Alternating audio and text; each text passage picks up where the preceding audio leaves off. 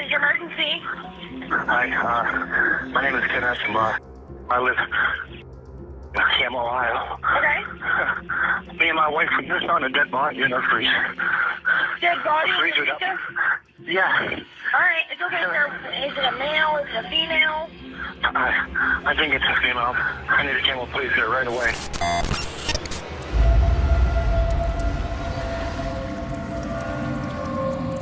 The story unfolds in the quiet town of Campbell, Ohio. To effectively describe the story, let's rewind to a point 5 months prior, taking us just a 10-minute drive away from Campbell to the historic town of Youngstown, Ohio. Youngstown is the hometown where Debbie DePaul, an only child, spent her upbringing. At 27, Debbie was confronted with an unexpected revelation that would alter her life. Unbeknownst to her, Debbie discovered she had a younger half-brother named AJ and a 5-year-old half-sister named Shannon, both sharing the same father. The revelation came from a letter and a photograph sent by Shannon's mother to their father. In response, Debbie, along with her father, took steps to integrate themselves into Shannon's life. Debbie, treating Shannon as if she were her own daughter, played a significant role in her upbringing. However, as the years passed, Shannon gradually became independent. Entering her 20s, Shannon became a social butterfly, often seen enjoying her time with friends. Despite her busy schedule, she maintained a tradition of dropping by her father's place for Sunday dinners. According to Debbie, Shannon remained present for family birthdays and holidays. However, in 2017, a noticeable shift occurred. Debbie's birthday passed without Shannon's customary presence, raising concerns within the family. This absence extended to Sunday dinners, creating a sense of unease. While occasional radio silence was not uncommon for Shannon, the prolonged absence began to worry her family. Initially attributing it to Shannon's busy life with her boyfriend, Debbie expected a call in a matter of days. As Easter and Father's Day approached without any sign of Shannon, the family grew increasingly anxious. Months passed with no communication, prompting Debbie and Shannon's father to reach out to her boyfriend, Arturo. In their conversation, Arturo disclosed that he and Shannon had a significant disagreement, leading to a breakup. According to him, Shannon had relocated to Cleveland with another man. For Shannon's family, her occasional disappearances were not entirely out of character. However, as their attempts to reach her became increasingly pointless, concern heightened. In a desperate move, Shannon's brother, AJ, reached out to her via text. The chilling response that followed sent shockwaves through the family. "Who is this?" AJ identified himself as her brother, only to receive the unsettling reply, "I don't have a brother." This message, starkly inconsistent with Shannon's known behavior, led the family to suspect that someone other than Shannon was in possession of her phone. Faced with this disturbing realization, Debbie took decisive action and reported her sister missing on the 22nd of June. Upon receiving the report, investigators were confronted with the alarming fact that Shannon had been missing for 4 months. They initiated their inquiry with a focus on the confusing text message received by Shannon's brother, suspecting that someone else might be in possession of her phone. To validate their suspicions, detectives sought a search warrant for the phone records. However, the conclusive results were pending and expected to take a few days. During this waiting period, investigators carefully gathered information about Shannon Graves, aiming to piece together any details that could aid in understanding her disappearance. In her high school years, Shannon found herself associating with a less than ideal crowd, ultimately leading to her decision to drop out after her sophomore year. Later, she decided to live with friends and ventured into a profession as an exotic dancer. This lifestyle, coupled with drug use,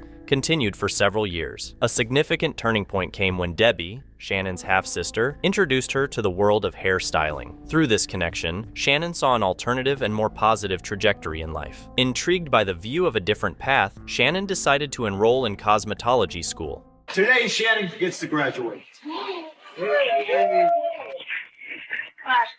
I'll be back. Y'all know I'll be back. Get my nails done, my hair done. Shannon's family, particularly Debbie, felt a sense of relief seeing Shannon finally finding her way in life. When questioned by detectives, Shannon's family shared that she resided with her boyfriend, Arturo Novoa. Detectives approached Arturo, who repeated the same narrative he had provided to Shannon's family, that Shannon had left with another man. However, certain details raised suspicion, as Arturo still possessed Shannon's car and her beloved companion Molly, the dog. Molly, described by Debbie as Shannon's baby, was a constant companion in Shannon's life. They were inseparable, going everywhere together. Detectives found Arturo's story questionable, especially with these inconsistencies. The inability to pinpoint when Shannon went missing stalled the verification of Arturo's alibi. Despite a thorough investigation, detectives were unable to confirm the details of Arturo's account. Diving further into Shannon's personal life, detectives uncovered a disturbing pattern as friends revealed her liking for relationships with individuals associated with a troubled lifestyle. Acknowledging this, detectives turned their attention to Debbie for insights into other men who had been part of Shannon's life. Debbie revealed that John Scarrata was a significant figure in Shannon's past,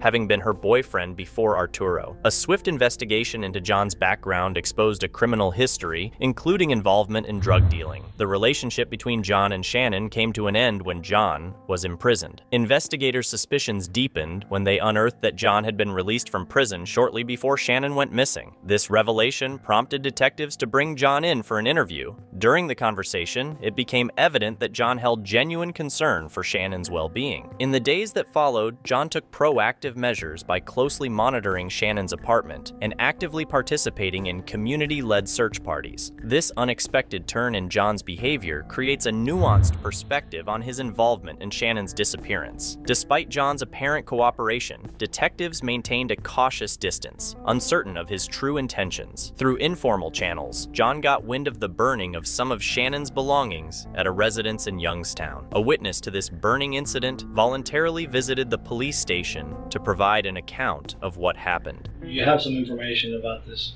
Yes, We're looking for this girl, Shannon Graves. Yes, sir. It's been a big thing. I've seen it everywhere now. It's everywhere. We can't find her. We don't know where she's at. We have the case now, and we're trying to figure out what's going on. Okay. Is there anything you can do about it? All right. Basically, I know her ex, or whoever everybody's looking at right now, Mr. Arturo. Okay. Excuse me. I haven't known him very long, but it's been a couple years. Used to do music with him, that kind of stuff. He was living with me at one of my past residences, and Shannon Graves also moved in because John Shikarda, another one of her exes, asked her to stay there with one of his friends because he knew it would be safe there. I believe Scarrata was dating her at that time. At that time when she moved into that house. After about a couple weeks, couple months, something like that. I'm kind of hazy on how long it really took. Yeah. I believe she left him, and when she moved out, she went with Arturo. Okay. And he moved out as well. Didn't really see him at all after that. Some people call Arturo Anthony. Yes, sir. He That's- has people believe his name is Anthony. Yeah, he just doesn't tell people his real name. I don't know why. He just does. Like people that are close to him, like friends. Well, some of them. I mean, I was close to him for a brief period of time, and I learned his name. So, Okay. I mean, I don't know how secret he really keeps it, but Yeah. everybody just calls him Anthony. I hung out with him briefly. I can't remember exactly what the date was, but it was late winter, early spring, somewhere around there. I asked him how everything was going, and he pretty much he told me that she left him. She wasn't staying with him anymore. Basically, what he wanted me to do is he wanted me to help him get rid of the last of her crap that she left there. Okay. Old documents, a couple clothes, stupid shit like that. I figured he was being spiteful, and I kind of helped him burn it. But now, over the months, and everything's going on, she seems to be missing. Nobody seems to be able to know where she is. Everybody's telling different stories, and from what I hear from John, I've heard like 3 or 4 different stories from him, and I'm not liking the way it looks. Yeah.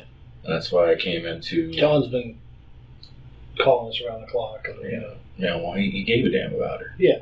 Like I said, I started feeling like after all this information started coming out, because I didn't even really ask questions about it when he asked me to just help me burn that crap. Yeah. But from what everybody's telling me, everybody thinks it's foul play, and if that's the case, I feel like I might have been used. We don't know for sure, but we also can't find her, so it's Yeah. kind of like... Well, everybody in town's talking like that. Yeah. And it's starting to worry me. Because if that was the case, and if it is foul play, then what the hell did he have me do? When's the last time you saw her? Saw her? Yeah. Last time I saw her wasn't a personal interaction. It was I saw her driving down the road with him, with Arturo. Okay. I'd say that was sometime right after Christmas, I think. Do you think it was late winter when he asked you to help him get rid of stuff? Yeah. It was like end of February area. And he burned it? Yeah. How did that go down? It was just garbage bag, felt like papers and stuff. It really wasn't heavy. One that had like a pair of clothes or something. We pretty much just grabbed some sticks, went to my buddy's house, started a fire, and I said, there you go. Sure. So, of the things that were burned, papers and clothing, Yes, sir. personal items, I believe so. Like I said, I really didn't look in the bags. I didn't really ask him any questions. I figured he was just being spiteful. So, I mean, she said she left him. did he elaborate on that? That's really all he really told. She Yeah. left him for some other dude, and that was it. Best we could tell, the last people to actually lay eyes on her was around February 17th, right after Valentine's Day. There was a birthday party, one of John's friends, she was at. And after that, John doesn't hear from her no more, and nobody sees her again. So what we're thinking here is, if something happened to her, it's an if right now, it could happen between the last time anybody saw her and when you guys were burning the stuff. Because I would assume he wouldn't be burning the stuff if she was still alive. But he's also driving her car and living in her apartment. Did he also have his own girlfriend at the time? When he got together with her? Yeah. No. Leading up to it? I mean, Katrina? Trina Layton. Yeah, that's not what I would consider a girlfriend. I don't think he's ever used that term either. From what I remember them telling me about their story, she's pretty much been there for him like a wife, but they've never been a thing, at least in his eyes. And that was honestly one of the reasons why I couldn't stand being around them two together, is they would just be at each other's throats all the time, yelling and screaming at each other about stupid stuff.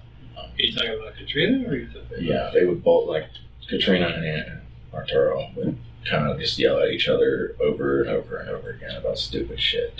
Like, she'd get overly paranoid and say, like, he's cheating on her or something with some chick off of Facebook, for example. She would start an argument over it, and of course, the typical man response is like, what the f*** are you even talking about? It's a chick I just added on Facebook kind of, mentality, and then it would boil over into, I wouldn't exactly say like screaming, it's just like aggravated yelling at each other. Does Katrina have kids? Yes. Are they his? No. But he has helped take care of them Yeah. at a certain point. They were on and off together for a couple of years. Yeah, I guess you could say that. Like I said, they never used the term relationship together or anything like that in my presence. In fact, they both kind of agreed that that's never been a thing. But pretty sure Trina really wanted it to be. What's your feeling on this? On the whole thing? Well, obviously I came down to give a statement. I'm worried myself.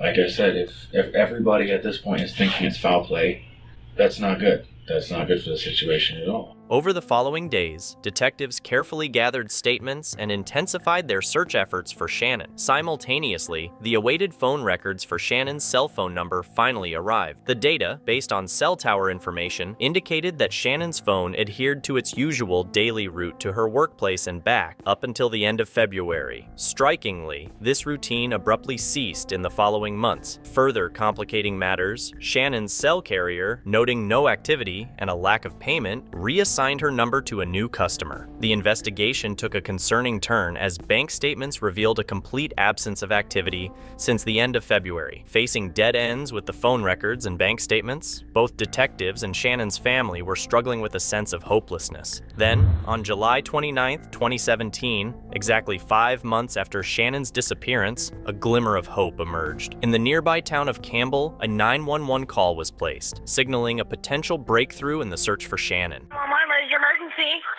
Hi, my name is Kenneth. I live in Campbell, Ohio. Okay. Me and my wife, we just found a dead body in our freezer. Dead body? Freezer up. Yeah. All right, it's okay, sir. Is it a male? Is it a female? I think it's a female.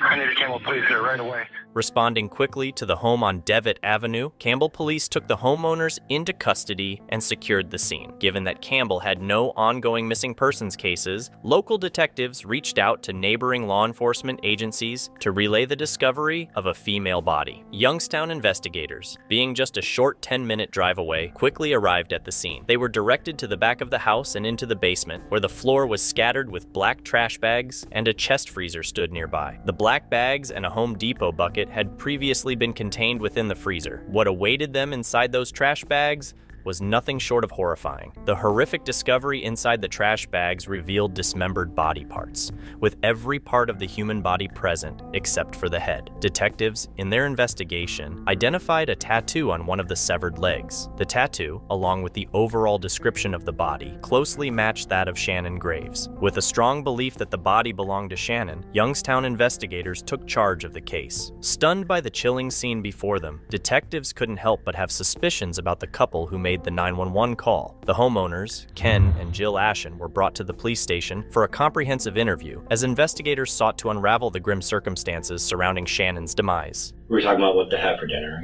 So I'd like to make some spaghetti sauce or whatever. And I was over there for maybe a half hour or so, 40 minutes. Came back, sit on the couch smoking a cigarette. My wife's sitting next to me. And she's just sitting there, and I just look on her face. I've been together 30 years. And I said, "What's the matter?" She said, "I opened that freezer up downstairs." And I said, "And?" She said, "There's a 5-gallon bucket and a big black garbage bag." I said, "Did you look in it?" She said, "No."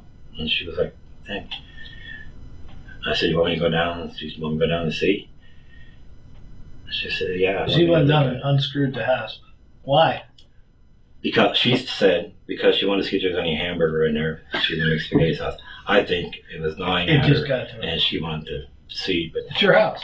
Right. You got a freezer in your basement, right, and there's a padlock on it. You're paying for this guy right to run a freezer at your house. Well, that's another thing. He said, "I'll give you $100 a week to keep it." $100? I said, "Anthony, $100 I said, "Your rent's $450 a month." I said, "Just throw me like $20 a month or whatever for the electric bill or whatever." He offered $100 a He week. said, "I'll give you $100 a week." Well, the light had to go off when he said that. It did. I'm like, well, first I thought maybe he just misspoke or maybe, He said, "I'll give you $100 a week or whatever." That's how you followed up, or whatever. I said, "Anthony, because I thought we were friends." So he brought a locked freezer to your house and offered to give you $100 a week. Yeah, well, I didn't know it was locked. Yeah. My wife told me. I just figured, well, you don't want us to eat the meat. I went down, I undid it, and I opened it. As soon as I opened it, my stomach just flipped. Then I just like, what? This is how you store your meat? So I picked up the bag, it was pretty heavy, the big one. And I picked up the 5-gallon bucket, and I set it down, and I open it, and there's a backpack. I'm like, take the backpack out, open up, there's a green garbage bag. Open up the green garbage bag, another green garbage bag. But it's frozen frozen together. It's solid block. Right. So got these scissors, and it smells really bad. I'm like, why would it? That's when I knew. I was like, why would you wouldn't put rotten meat in the freezer and freeze it, and then rot in the freezer because it would be frozen. And Joel and my wife's looking, and it just looks so weird to me. I've seen lots of rotten meat and things working in restaurants and things. And my wife said, "Nah," she said, "just put it back in the thing." I said, "No, Joe, I'm looking." I said, I've never seen nothing like this. No kind of meat or nothing like this. I had the other bag sitting on the floor. I couldn't get the knot out. It was like frozen. I just couldn't do it, and then the strength to get it out. She said, "You want me to get you some scissors?" I said, "Yeah." She brought me down a pair of scissors. Well, hell yeah, you got to get in there right. now. I said, I got to see what's in here, And then I'm like, it's not covered. The meat's not covered. And then I recognized the foot and the thing, and I just my wife grabbed her head and I grabbed mine. You knew it was a body. I said, I turned around, I said, "Call the police." But she didn't. She was freaked out, so I just took the phone and I didn't call nobody, nothing. I called Campbell Police. I only saw the girl 4 or 5 times, but she only talked about 2 things: her dad and her dog. How close she was to her dad, and how much she loved her dog. And then he's driving her car, and he has her dog. You know, and that's when I started actually thinking maybe he did something.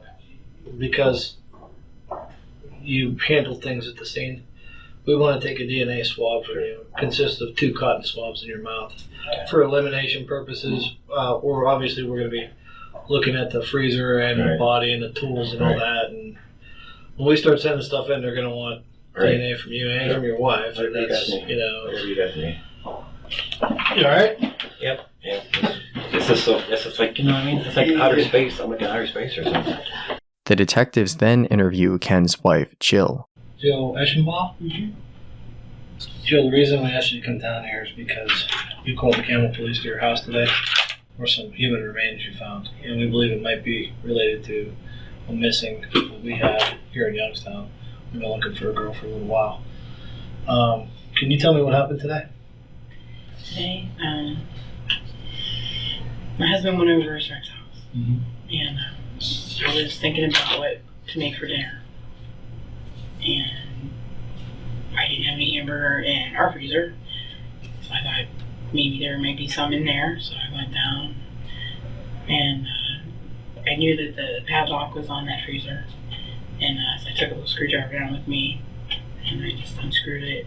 And when I opened it up, I saw the black trash bag and that 5-gallon bucket with the orange lid. And I saw that, and my stomach flipped, and I just shut it. And I put the screws and stuff back in, and my husband came home like maybe 10 minutes later. And he knew something was wrong, so he sat down on the couch, and he said, what's wrong? And I told him what I saw, and he said, well, he goes, you stay up here, and I'm gonna go down and take, see what it is. So he went down, and he took the screws and stuff out of it again, and he opened it up, I guess, and he was down there just for a couple minutes, and I stuck my head down, and I went down the steps, and I just sat down on the steps, and he was taking that black bag out of the backpack. There's a red backpack. He tried to open up that, and I think I wanted to get scissors because it was tied real tight. And I gave him a thing of scissors, and he cut that open. And then there was another bag of that inside of that bag, and he cut that one open. And when he tried to open it up, it smelled horrible. I thought it was spoiled meat at first. I was hoping that it was just spoiled meat. And I said, it just stinks too bad. I said, just put it back. I said, just wrap it up and put it back. Get it back there. And he went to go open the other one, and it was the same thing. It was tied, and then he cut that one, and then he opened, there was another bag inside of that. And when he cut that open, that's when he saw the foot in the back. Okay. And he said, it's a foot. And I said, no, it can't be. And I went over to where he was at, and I was like, oh my God, it is. And then we both went upstairs, and he went out I went upstairs to check on my son, and he went out and called the police, and then they came after that. Legally, there's nothing wrong with you looking in the freezer. So,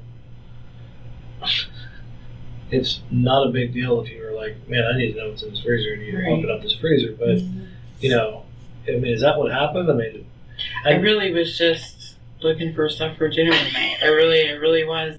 What I'm trying to tell you is there's nothing wrong with you saying, hey, this is weird, I need to look at it. Right. I mean, at the time when I saw the padlock, did I think that was weird? Yeah, I even told my husband that. I said, why would you put a padlock well, you said on you your guys kind of freezer? joked around and said, well, maybe Shannon's in there. Yeah, well, yeah. Okay. But I didn't really think that was that, no. I wouldn't even... Yeah, well, I mean, you're kidding around, but... I wouldn't... Yeah, I mean, yeah, it's weird. Right, I just would never... Okay.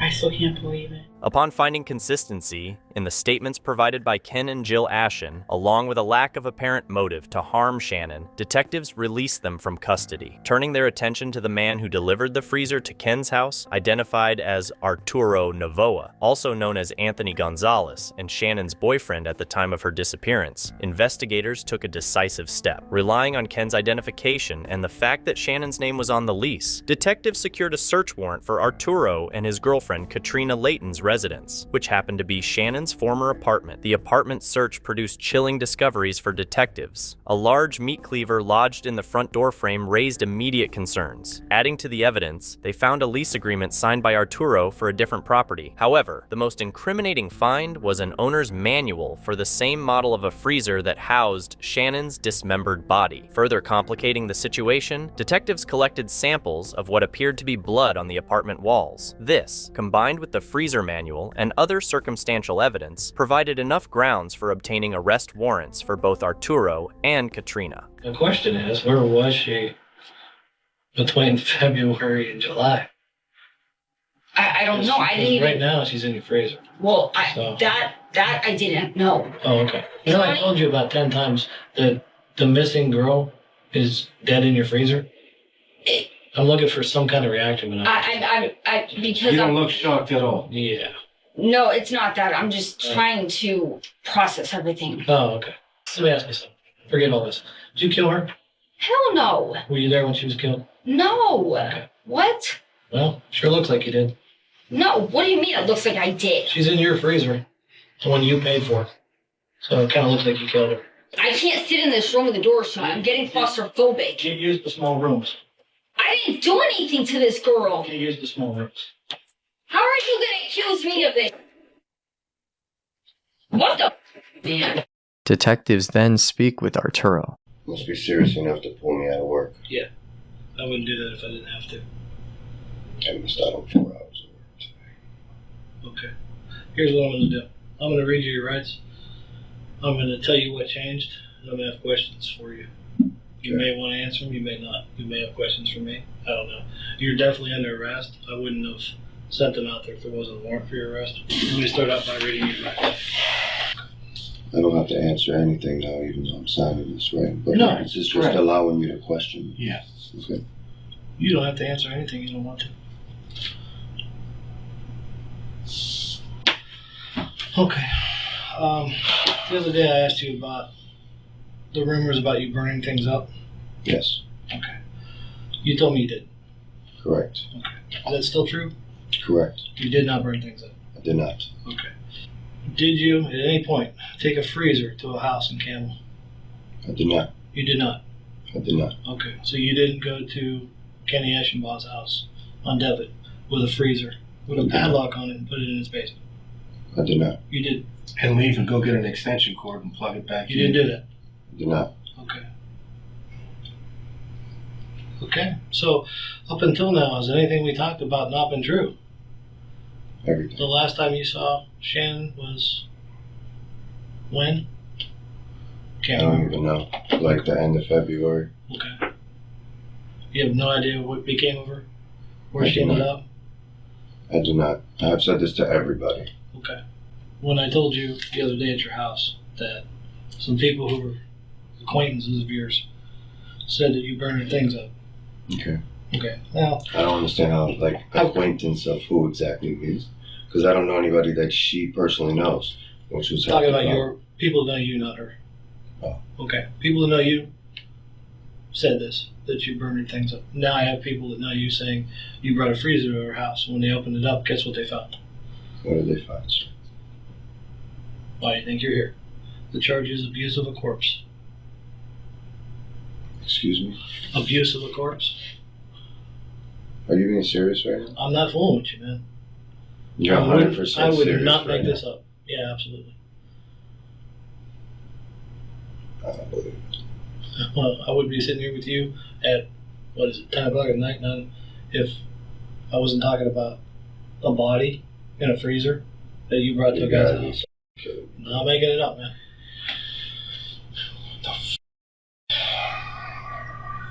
I'm trying to figure out how all these people that are not her friends, they're people that you know, are saying this. Alrighty then. Wow. Alrighty then.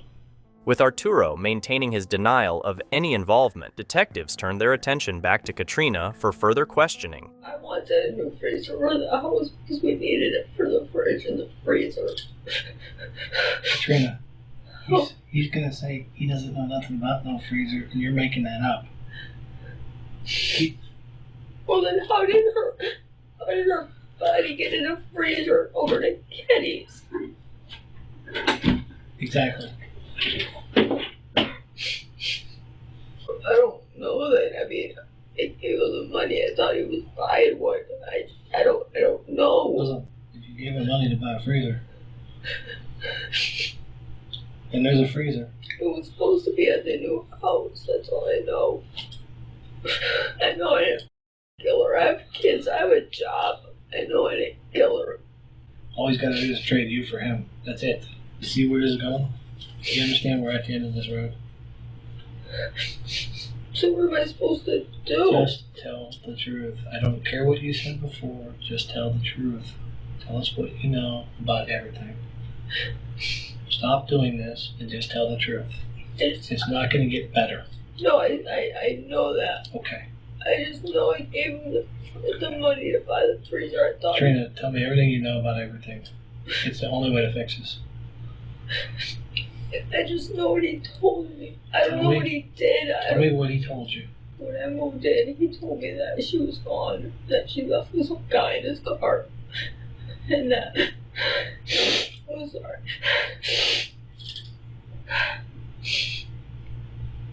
And she left with some guy, and she took all her stuff, and then she said she was gonna be back for the dog, and then she never came back for the dog. He said that they had an agreement about the car, that he was going to drive the car until she came back for it. And then she didn't go back for the car either. You understand this looks like you did it and he helped you. I know. That's what it looks like. And me sitting here trying to be impartial, I can't assume he killed her. I can't. He was getting what he wanted from her. The only person with motive here was you, hon. Understand? You see what I'm saying? I get it, but I mean, why would I even do something like that? I have my kids, I have my job. Your boyfriend. You understand how many people are in jail for that? It's not complicated. It's real simple. She took what was yours. Yeah, but that doesn't make me a killer. No, you're right. I've been in a situation. Of course not. I didn't like her, but I didn't. I understand that. But you gotta understand what it looked like. She screwed your boyfriend, then she disappeared, and then you got all her shit. And she's in your freezer that he says he don't know nothing about. Just tell me what happened. It's gotta be better than what it looks. It can't be as bad as it looks. I mean, I didn't. It cannot be as bad as it looks, can it? I don't know anymore. Katrina, did you kill her? No. Okay. Did you take her apart? No. Did you put her in that freezer? No. Did you put her in Kenny's house? No, I didn't even go to Kenny's. Okay. Well, tell me what did happen. Because nothing you're saying is making no sense, huh? You can't leave it like this. It doesn't make any sense. Nobody's going to look at what you say and think it's reasonable. Nobody. Sorry, they're my kids. I didn't kill her. You understand, you are swearing this on your kids because when you go, I didn't kill you understand her, what's going to happen to you? I didn't kill her. You're going to go over there and you're not going to come back for a long time. I didn't kill her. This is it. You're leaving. You're going for a ride. This is it right now. This is your moment. What you do in the next 30 seconds is going to depend on what happens the rest of your life. So probably your kids. I understand it. Okay. I'm trying not to panic because... I don't want you to panic. No reasonable alternative. Right? What do you mean? You don't have any reasonable explanation for why this woman's in your freezer. I mean, obviously somebody put her there. Okay. Obviously. Thanks. But If Anthony did it, then he needs to fess up to it. Not if he didn't do it. Not if you did it. If he's helping you, then he doesn't need to fess up to it. And he has his rights too, you understand? I understand. Okay. He didn't buy a freezer. You did. He didn't buy an apartment. You did. He was getting what he wanted from her and you. Why would he kill her? I was just under the assumption that we were getting back on our feet. You're not getting back on your feet. Because I was... It's not going to be okay. I was trying to pay stuff. He's going to jail and so are you. You're not going to get back on your feet. That's not going to happen now. That's done. But I'm telling you, I didn't kill her. Why are you asking me if did I take her apart? Why are you even asking me that? Because she's not one piece. What do you mean she's not one? You just said there's a girl in the freezer. Yeah, well, you know what? She's in the freezer, but she isn't all one nice big piece anymore. Oh my God. So you see what I'm saying? The only reason that we even think you bought it in July is because you said so. How do I know you didn't buy it when you moved in because there was a dead girl on the floor and you didn't want your kids falling over? You see what I'm saying? I get it. I knocked on the door on July 17th. And on July 17th, that body moved. All the way to Camel. I didn't even know you... One of the days when I was knocking on the door and everybody was playing hide and seek with me was the day that the body got moved. I'm being honest with you guys, so the only reason I don't open that door is because what was going on with Tim and Tanya. Okay, but how do I know it's not because that freezer was on the other side of the door with a girl in it and you were like, because that's how I would have been. You see what I'm saying? No. I'm knocking on the door and there's a dead girl in there. You got to be like... I mean, I get it. I get it. I get where you guys are coming from. I mean, I keep to myself. I work all the time. I take care of my kids. Listen, that's what you're supposed to do. You're supposed to take care of your kids and go to work. I don't care. You bought a freezer. He said, what freezer? You didn't say what freezer. You said, yeah, I bought a freezer. It's at my new house. Yeah, because I didn't have anything to hide.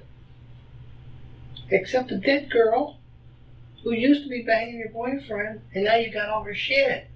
You do have something to hide. You are the picture of someone who has something to hide. You see what I'm saying? That's the point I'm trying to make. I'm so confused. What are you confused about? You bought a bunch of shit for a place. You bought a bunch of shit that you never used for a place that you've never been to. For a man who's been around on you, whose girlfriend is missing, and now she's in your freezer. What are you confused about? There's no confusion there for me. What I'm confused about is if you're not saying, God damn it, all right, this is what happened, and you know what, I hung tight for him, but I'm not going to prison and being away from my kid for the rest of my life. If you're not saying that, then I got to be thinking, you killed her. I'm telling you, I don't know how she got there. And I didn't kill her. This is going to be really bad. You're going to go over to the jail, and by tomorrow your booking picture's going to be all over the newspaper. Yeah, I realize this. You're going to be on TV. I realize this. For something I didn't do. Well, you're telling me that there's this parts of a body that are fitting in a freezer. I can't even wrap my head around it. I can't. Who does stuff like that? Either you or him. Well, it wasn't me. Both. It wasn't me. That freezer did not get over there by me. I know. Doesn't matter. I did not put it there. Totally agree with you. Never said you did. I did not put her in it. Didn't say you took it over there. Don't know if you put her in it. I definitely didn't put her in it. Wouldn't have took much. I girl weighed more than I did. Yeah. You can tell by pictures. Yeah, but not now she don't. I can't lift over 10 pounds. That's about the size of the pieces. I'm saying I cannot lift over 10 pounds because of my back and my shoulder. They're trying to figure out why break her up like that. Because he could have picked her up easy. You see what I'm saying? Everything you say makes it sound like it's you. You couldn't pick her up. Okay, that explains a lot. Because he could. He could pick her right up and pop her in there, not a problem. You couldn't. Unless you made her into small pieces. Which just happens to be what happened. That's just gross. I know. This is going to get crazy, and you have children who are going to go to school, I know. and they're going to say, your mommy chopped people up. How many did you get? You see what I'm saying? Like, I'm trying to put this thing down now. No, I realize that. And this is going to be ugly, and I know. Public. I know. Very public. I know. You understand that this is the kind of thing that may bring like CNN here? Yeah. Okay. No matter how bad it is, I need to know what happened to Shannon. And hope to God that is her. I mean, Because if that ain't her, I mean, I don't know what to tell you. I know that I did not do anything to her. Okay. I know I didn't do anything. Tell me what you know about what happened to Shannon. Please tell me that is Shannon. Because if it's not Shannon, we're going to have, I don't know what's going to happen here. Tell me that is Shannon. Tell me it's not somebody else, because I got some other missing girls right now. I mean, I don't even know how to answer that. I'm asking you. Please tell me that is her and it's not somebody else. I don't know if it's her because I didn't put it there. I mean, I'm pretty sure she's been dead a while. You know, I mean, we'll know exactly how much, but I'm saying March. Like the week you moved in, she moved out the hard way. Katrina, I started knocking on your door, and it appears to have created a reaction. It appears that when I knocked on your door on that Monday morning, and I got no answer, and I started looking around that apartment, it caused this body to be moved in that freezer. I'm trying to think of every possible reason why, even though everything's doing this to you, it's not you. I'm trying. Okay? What I'm saying is, if I for 1 second even thought that there was a dead body in a freezer, I mean, considering the fact that I have my kids and everything else, all that. I mean, I would have came to you guys. Okay.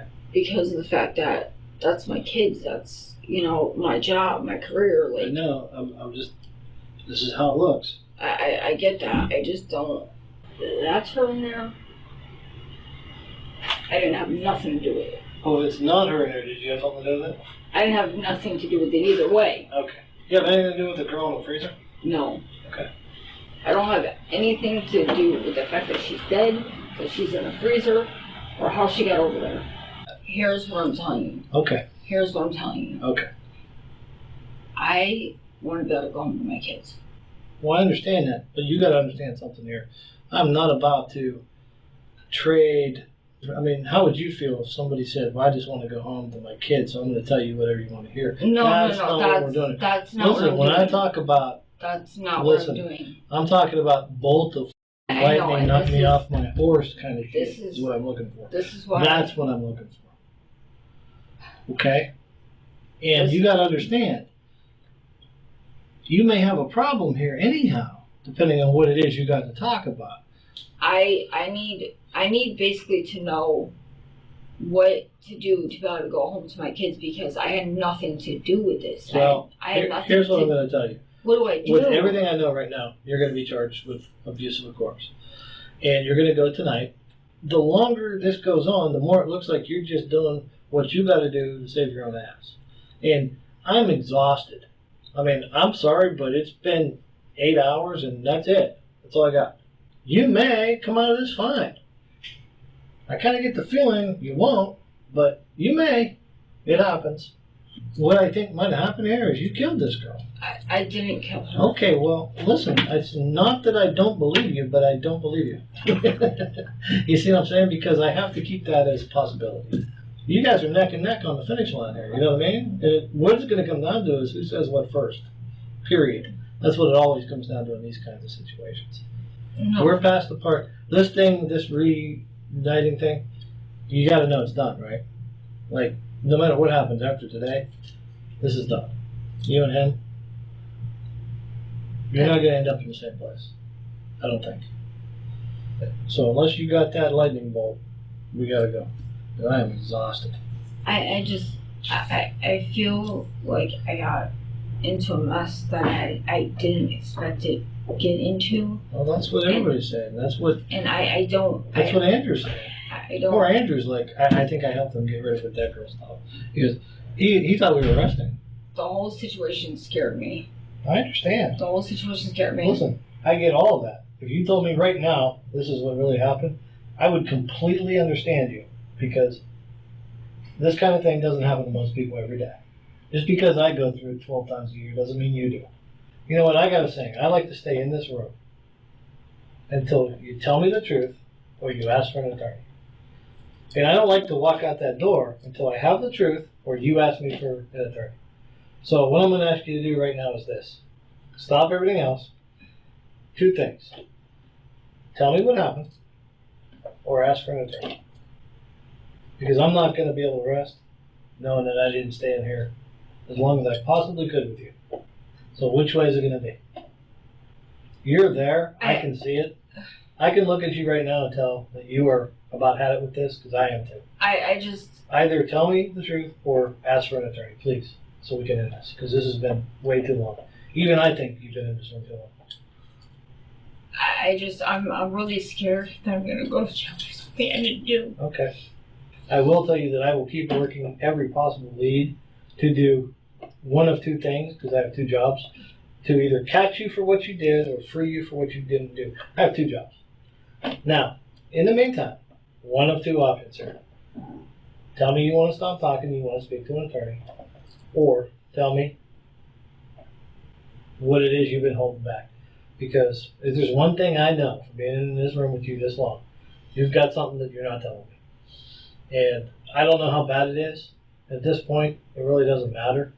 However bad it is, things are going to instantly get better when you tell me. So, one or the other. Okay, because it's like 3 o'clock, I think. I know. It's 3 o'clock. When I moved in there, he seemed fine with everything. He seemed calm. He seemed like nothing was wrong. Are you telling me that something happened in the car on the way home from Akron? I don't know. Okay.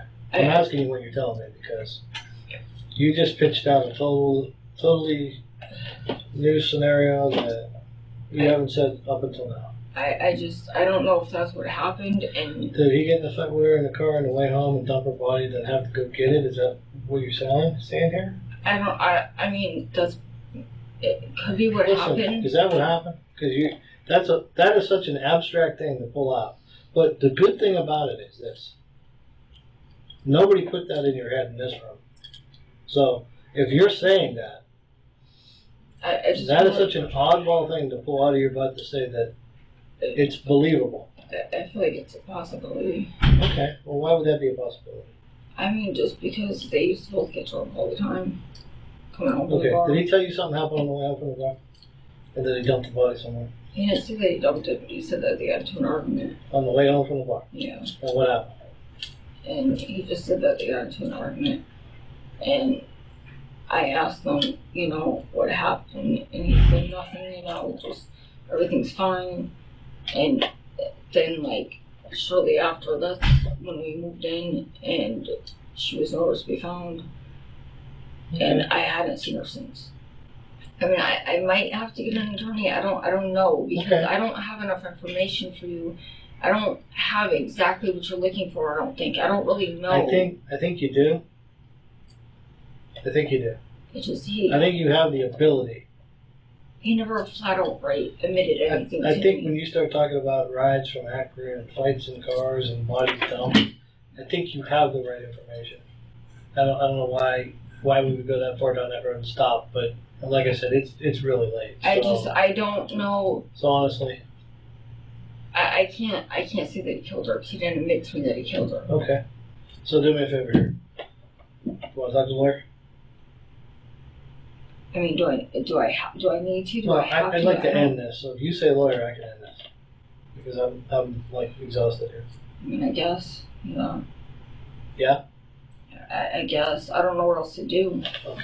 I don't know what else to do. With the evidence combined, the police formally booked Arturo and Katrina on charges related to the abuse of a corpse. A crucial discovery during the search for Arturo further tightened the link between him and the crime, a lock key that precisely matched the padlock securing the freezer containing Shannon's dismembered remains. The following day, investigators received a report from the coroner's office. After the body warmed up, a thorough process involving the injection of saline into the fingers enabled the coroner to lift a fingerprint. The identification confirmed confirmed that the body was indeed Shannon Graves. Unfortunately, due to the absence of her head, the coroner was unable to determine the cause of death, leaving a critical piece of the puzzle unresolved. The detective bravely conveyed the harrowing news to Shannon's family, delivering the grim details of the identification process. Shannon's half-sister Debbie was left facing the nightmarish reality, questioning how someone could commit such heinous acts against Shannon. The situation took another turn when the mugshots of Arturo and Katrina were prominently featured across local news outlets. In response to this media exposure, a witness who had interacted with the two suspects came forward, potentially providing valuable information to aid the ongoing investigation.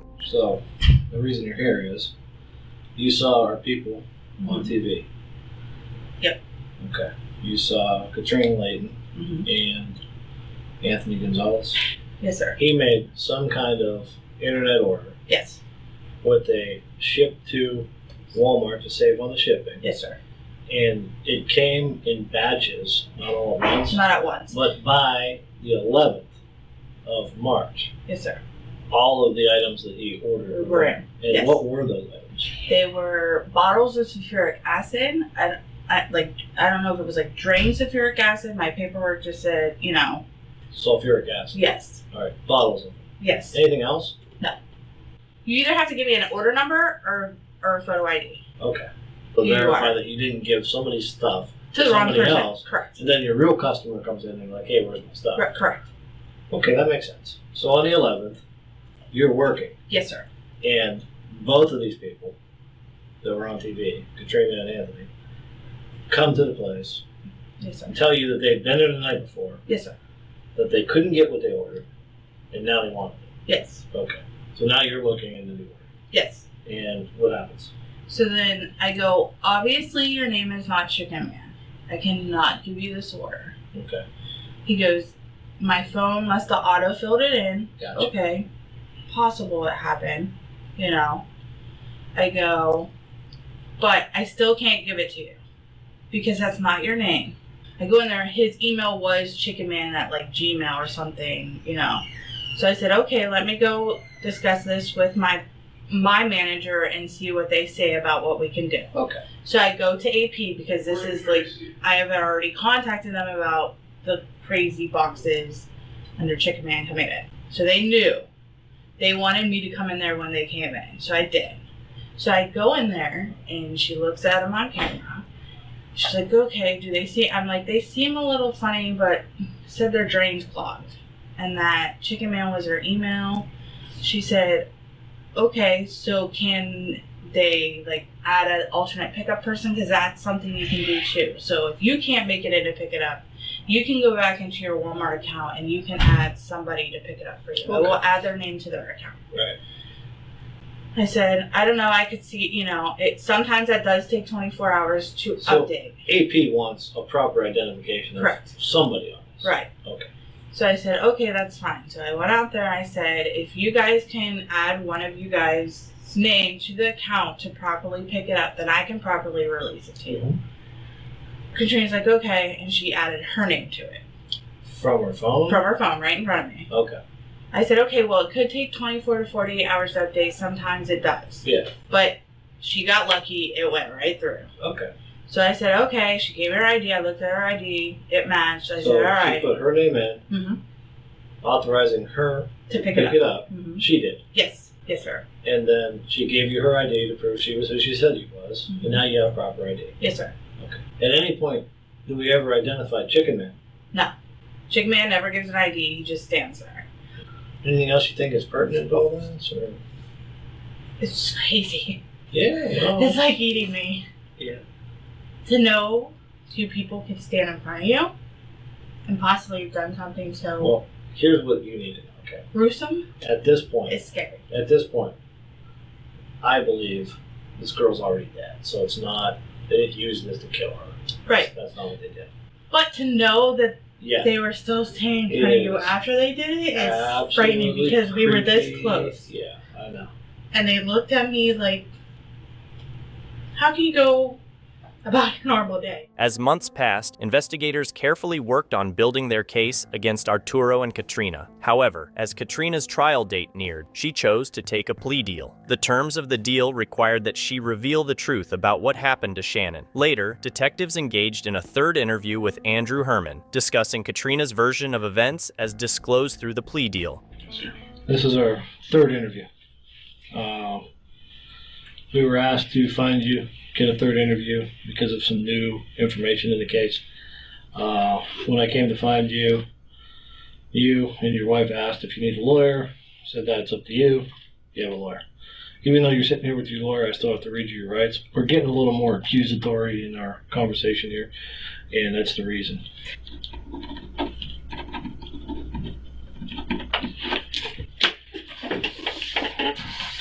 Okay. During Katrina's dealings so far, she has since decided to cooperate against Arturo, has got herself an OR bond. She's out of jail now. And on top of testifying against her, she intends to testify against you. Specifically that you aided in the dismemberment of Shannon Graves after she was dead. At no point did she say that you killed her or anything prior to her being dead. But her story was that Arturo came home one night. She's dead in the car. She couldn't help him move the body because she's too small, so he called you. You came over, and until you took this body apart in the garage of her house. So that's why we're here. The prosecutors asked us to come find you, tell you this, confront you with this new evidence, and see what you had to say about it. It's untrue. So at no point did you help Arturo chop up a body. No.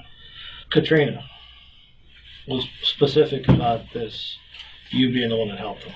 I've always felt from our conversation here that you know a little bit more about what's going on. I've always felt that. I'll be honest with you about it. We've spent a lot of time in this room. And that much time, I mean, what I think doesn't really matter a whole lot. But I spent a lot of time with you in here, and I think maybe you know a little bit more. And I would much rather use that against the main characters in this. No part of me feels like you killed this woman. I don't see why you would. We don't see any motive to I have no reason to believe that. There is none. You're obviously closer to this than we are. You're in a position to know more than we know. If that's the case, I would much rather hear it from you and use it against them than hear it from them and try to use it against you. The way things are right now, without that corroborating evidence, I don't know how I use it against you. So basically, we're just giving bonus points to killers. And I don't know. What I do, that doesn't sit well. But that's why we're here. There's nothing I can provide. Okay. I've told you everything. I came down to the station before you two even came to my door. I'm aware of that. Right. I'm aware of that. You came down here twice with us voluntarily. You came down the third time voluntarily. Now you're with counsel. That's 3 times. I was as cooperative as I can. Okay. Anything else?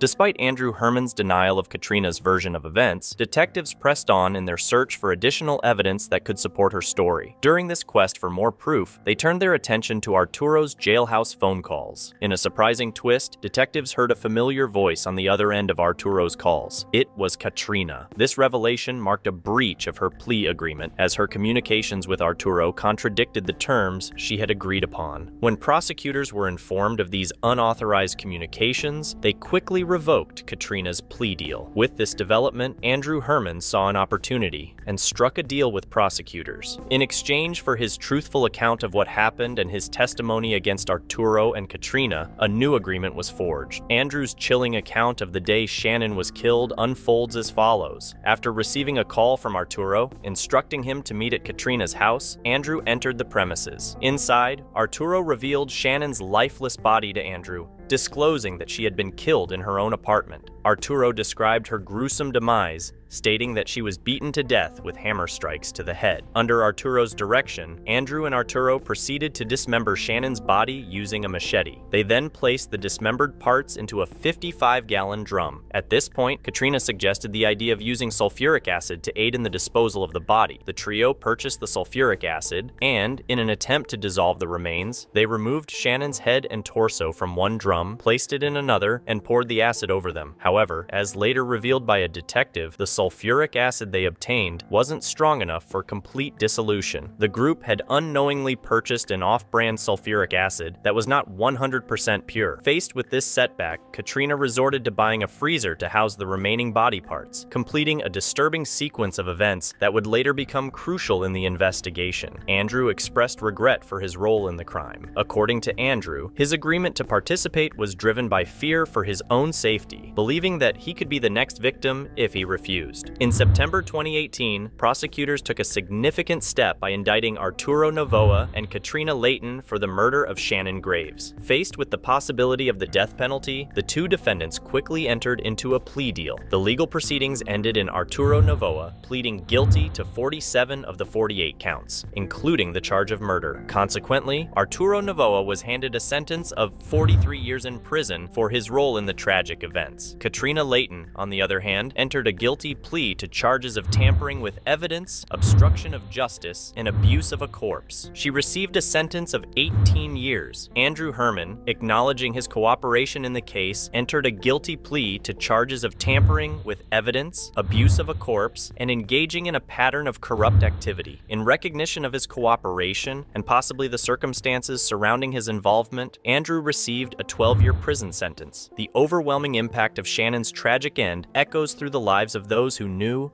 and loved her. The so-called friends within her circle robbed her of the life she could have had. Shannon's family struggles with the profound grief of her loss and the haunting question of what might have been. Molly, once Shannon's loyal companion, now finds comfort in the care of Debbie. Despite Arturo's murder conviction, a lingering belief persists among some, including a few investigators, that it was Katrina who played a more direct role in Shannon's death. Remember, it's your curiosity that fuels this channel. Keep exploring, stay inspired, and join us for more amazing content next time.